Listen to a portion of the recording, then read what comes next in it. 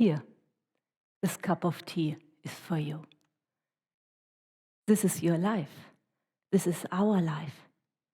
This is a celebration of this very moment. Hundreds, thousands, millions of people have helped to make this situation possible.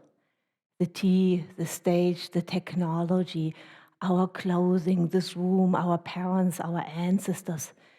Generation after generation, the land we stand on. We are intimately interconnected.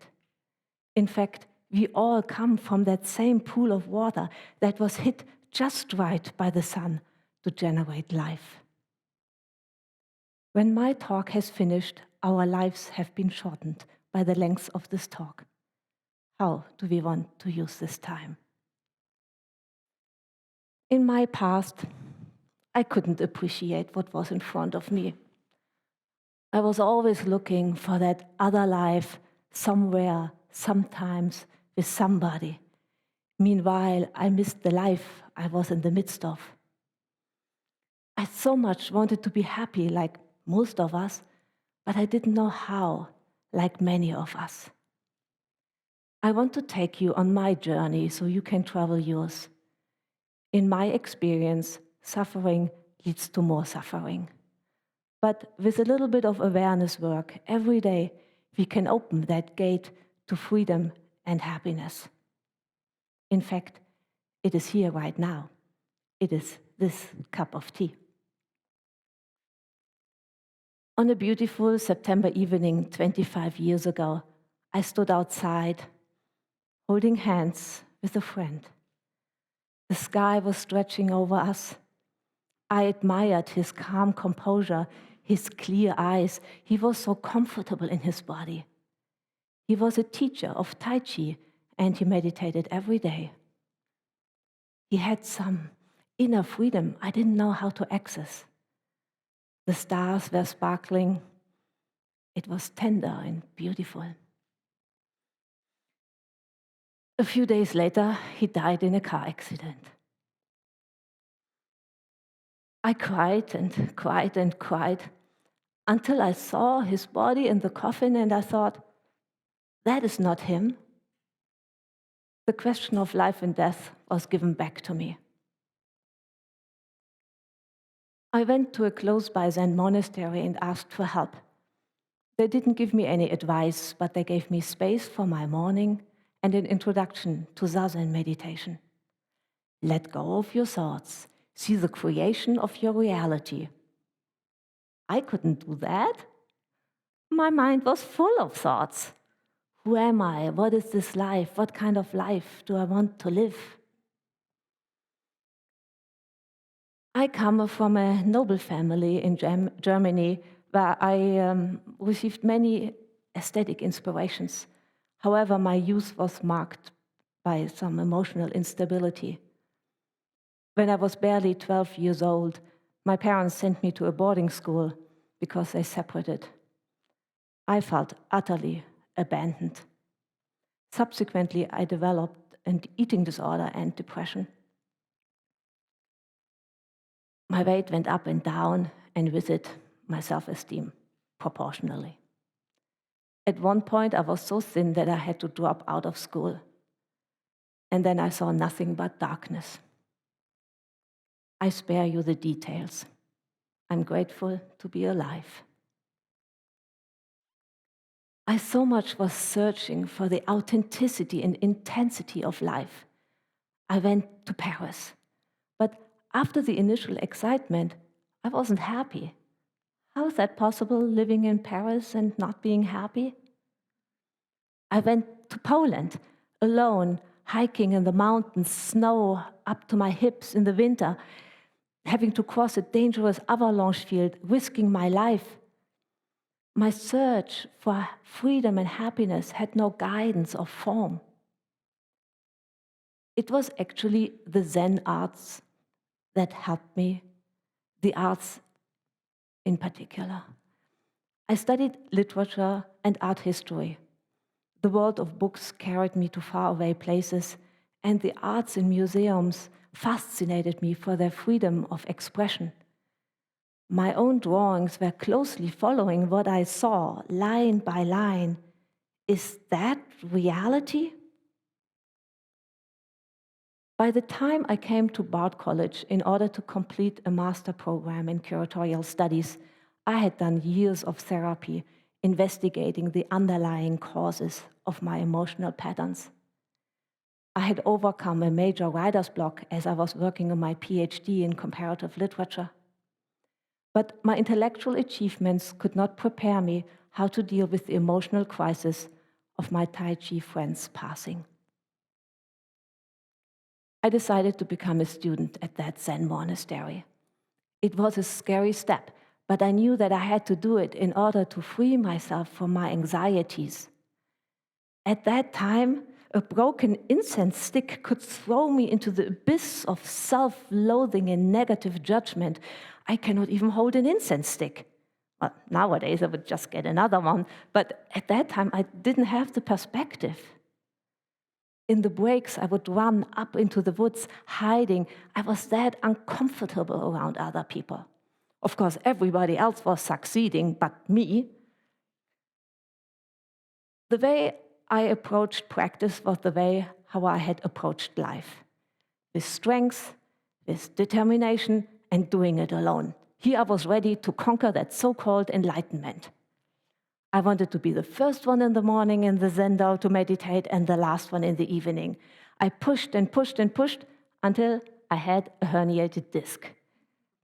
And I realized that one cannot go about oneness and intimacy by force, but only by opening up, being soft, and actually vulnerable. I took Jukai, the Buddhist precepts. My Zen teacher gave me the name Myoko, radiant light. I was slightly embarrassed.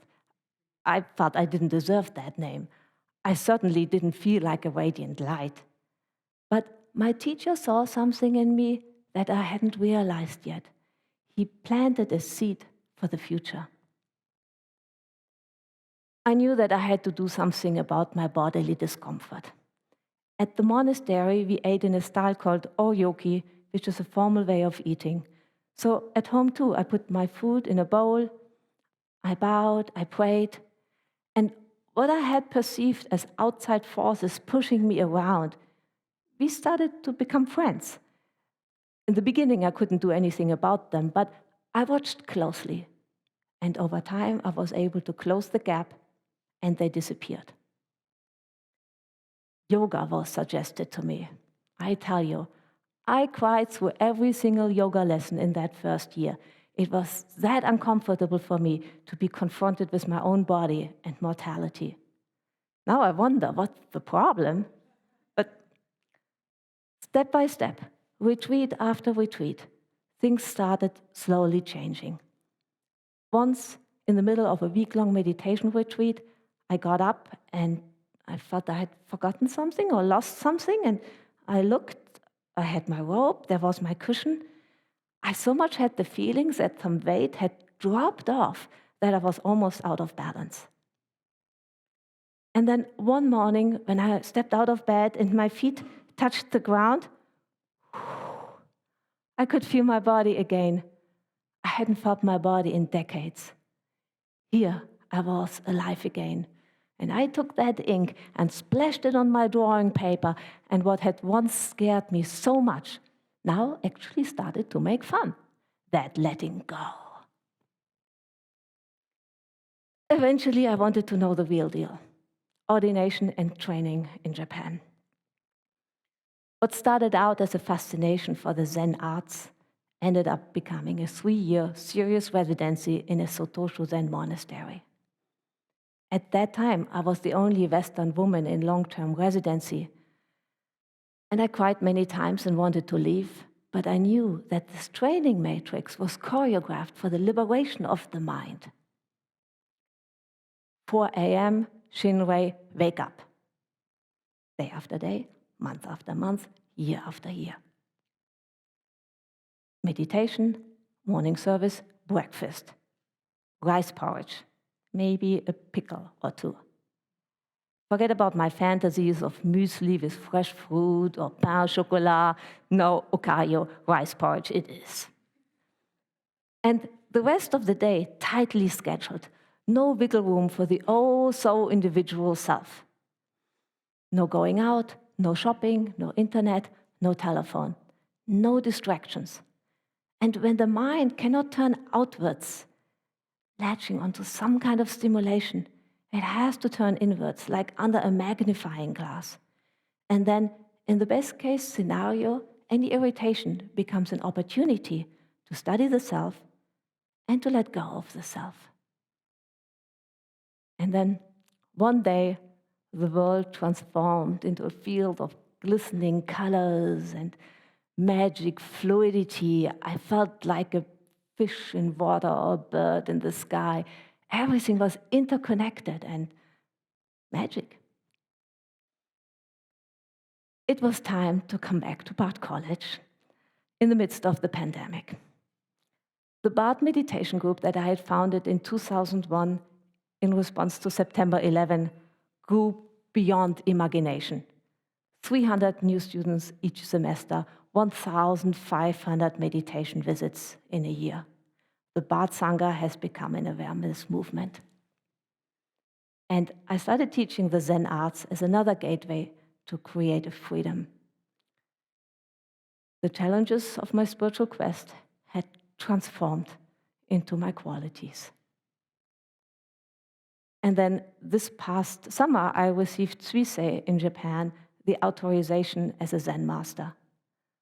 I'm so grateful to my teacher as he passed on the transmission chart going from Shakyamuni Buddha, 2,500 years, from master to my teacher, and now to me, in his lineage, the first generation of women Zen masters. The light that was given to me, now I give it to you. In fact, you have it already. Please treasure it. I used to love my long hair. Now I shave my head to let go of attachments. I used to look in faraway places to feel whole. I shoot the yak in Tibet, I camped in the Amazon, I hunted with the San people in Namibia. And then I found out the place where I stand, this is my home. I used to dance waltz. Now I meditate for hours. I chant Baika, the Buddhist hymns. Namu Unshi Shakanyodai Namu Unshi Shakanyodai. You know, I used to do experimental singing.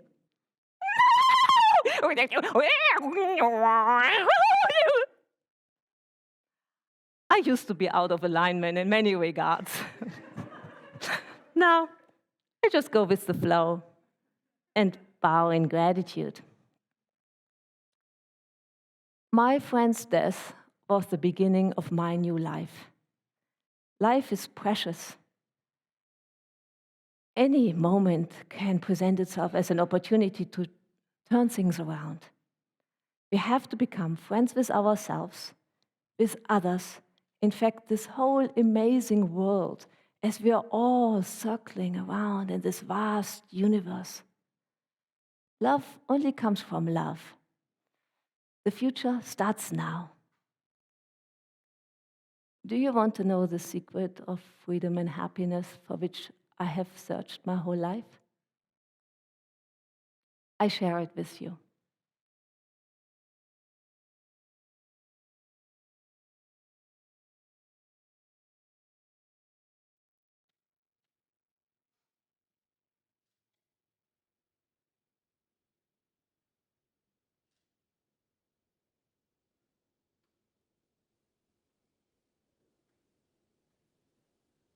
Please enjoy.